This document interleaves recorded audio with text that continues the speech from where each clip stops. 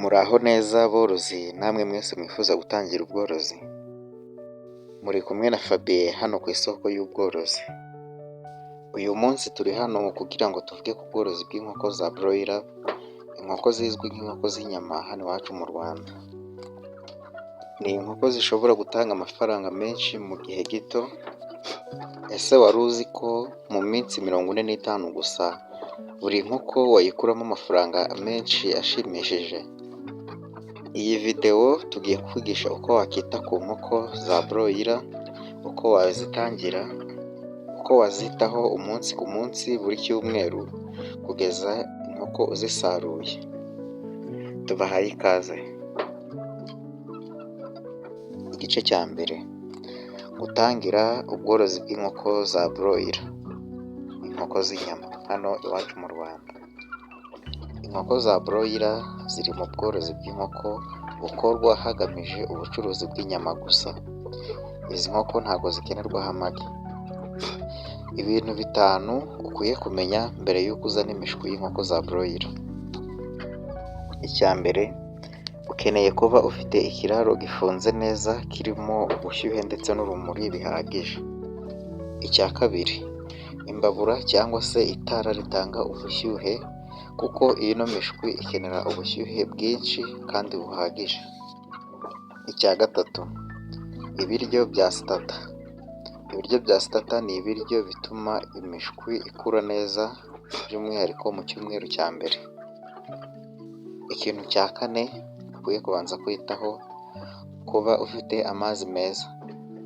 Amazi meza y'akazuyazi arimo glucose ndetse na vitamine mu minsi 5 ya mbere inkoko uzakiriye. Ikintu cya gatanu uzakenera mbere y'uko wakira inkoko ni isuku n'ubwirinzi bw'indwara. Uzakenera disinfection mu kiraro mbere y'uko imishwi iza kuhagera. Reka noneho tujye ku gice cya kabiri. Mu gice cya kabiri turaza kubonamo icyo wakora mu kwita ku mishwi mu cyumweru cya mbere. Aha noneho ni umunsi wa mbere tumaze kwakira imishwi. Ikintu cya mbere uzakora, ya mishwi uzayishyira mu cyumba cyangwa se muri cya kiraro gifite ubushyuhe nibura hagati ya 32 kugera kuri 35 degree Celsius. Icyo cyumba ugomba gucana itara ryaka ry'urumuri amasaha 28 kuri 28.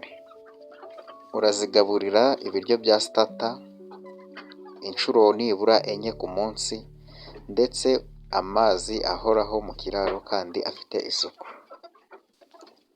Icya nyuma, ukwiye kwita ku gihe inkoko zawe uzihera ibiryo n'ibyo kunywa, akaba ari igihe gihamye gihoraho. Icya nyuma nanone, ukwiye gusuzuma ukamenya muri iriya mishwi, umushwi ufite intege nke ukareba icyo wawukorera, ndetse n'umushwi usa naho urwaye ukamenya uko wawuvura hakiri kare.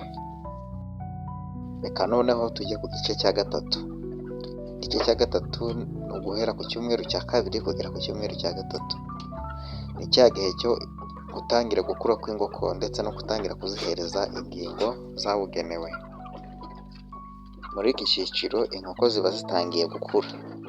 Icyo gihe utangira kuzigaburira ibyitwa grower mash. Icyo gihe urumva ko n'ibiribwa twahinduye stage, tuvuye kuri starter tugeze kuri grower.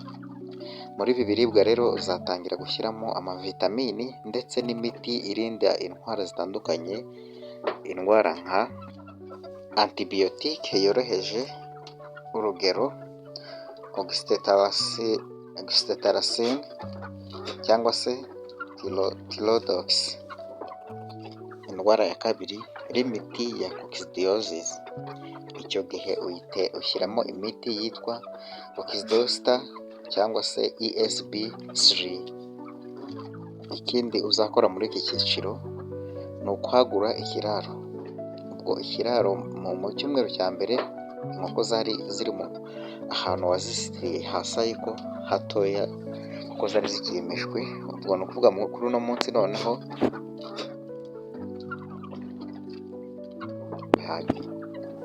ikindi wakora muri ino stage, ni uko uzongera isuku ku bijyanye uturiro, utuntu inkoko zinyweramo amazi n'utwo ziriramo, ukabyongerera isuku kugira ngo wirinde uburwayi butandukanye buturuka ku mwanda. Igice cya kane cy'iki kiganiro ni uguhera ku cyumweru cya kane kugera ku cyumweru cya gatandatu. Aha noneho ni hahandi uba uri kwitegura kujyana inkoko zawe ku isoko.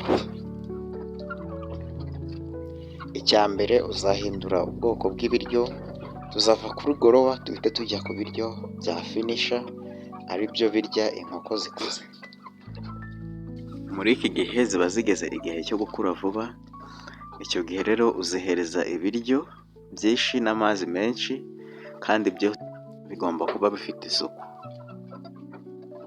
Muri iki cyiciro ubushyuhe uba ugomba kubugabanya, by'umwihariko imbabura cyangwa amatara ashyuha ugomba kubikuramo, kuko muri kino kigero wenda igihe ziba zigezemo ziba ziza kwihanganira ubushyuhe busanzwe. Ikindi, fungura amadirishya kugira hazemo umuyaga uhagije ndetse n'umwuka, cyangwa se ushyiremo vandarateri zizwi nka ventilation zo kugira zibahereze umwuka ufite oxygene ihagije. Nyuma yaho rero nibwo uzatangira gushaka isoko ry'izi nkoko zawe, abacuruzi b'inyama basanzwe, amahoteli, amaresitora, abaturanyi bakwegereye, abo bose niho watangira kujya ugurisha inkoko zawe. Igice cya gatanu cy'iki kiganiro, uko inkoko zijyanwa ku isoko ukazicuruza neza kandi ukabona inyungu. Ku munsi wa 42 kugera ku munsi wa 45, inkoko iba ifite ibiro hagati y'ibiro 2 kugera ku biro 2 n'igice. Ibi rero akaba ari byo bimwe bituma ugurisha inkoko zawe ku giciro, ku kiro cya buri nyama, bitewe n'isoko urimo, bigatuma ubona amafaranga meza kandi ahwanye n'ibyo watakaje ku nkoko yawe. Icyitonderwa, hitamo kugurisha mu cyumweru cya gatandatu mu kwirinda ibihombo byo kugaburira inkoko zimaze gukura cyane. Gukoresha social media, Facebook na WhatsApp no gukora sample bishobora kuguhuza n'abakiriya benshi cyane batandukanye. Igice cya gatandatu cy'ikiganiro, reka noneho turebe ku nyungu ndetse n'inama twahereza aborozi. Inyungu: iyo witaye ku nkoko zawe neza, inkoko imwe uba ushobora kuyungukaho amafaranga ari hagati ya 300 kugera kuri 800 y'amanyarwanda. Ibyo bisobanuye ko iyo uramutse ufite inkoko 100, inyungu ushobora kubona inyungu iri hagati y'ibihumbi 30 kugera ku bihumbi 80 mu gihe cy'ibyumweru 6. Inama: jya umenya neza udahindagura igihe cyo kugaburira inkoko, ubwo ni feed schedule. Icya kabiri, jya ukurikiza gahunda z'imiti, irinde guhindagura gahunda y'imiti ndetse n'ibiryo, ngo uhindagure ubwoko ku kigero gikabije. Ikindi, jya umenya amasoko uzagurisha inkoko zawe mbere y'uko zigera igihe cyo kugurishwa. Shaka amasoko nibura mbere y'aho icyumweru, ube uzi aho uzazigemura zigeze igihe cyo kugemurwa. Tegura byose hakiri kare: ikiraro, isuku, isoko by'izo nkoko zawe. Ubworozi bw'inkoko za broiler ni ubworozi butanga inyungu vuba, kuko zino nkoko z'inyama zikura vuba. Ariko kugira byose bigeraho bisaba kuba ugira gahunda ikomeye, kwihangana, ubumenyi nibwo bw'ibanze mbere y'uko watangira.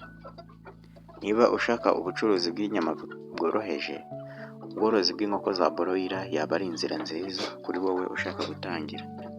Ndagushimiye wowe wabashije gukurikira iki kiganiro.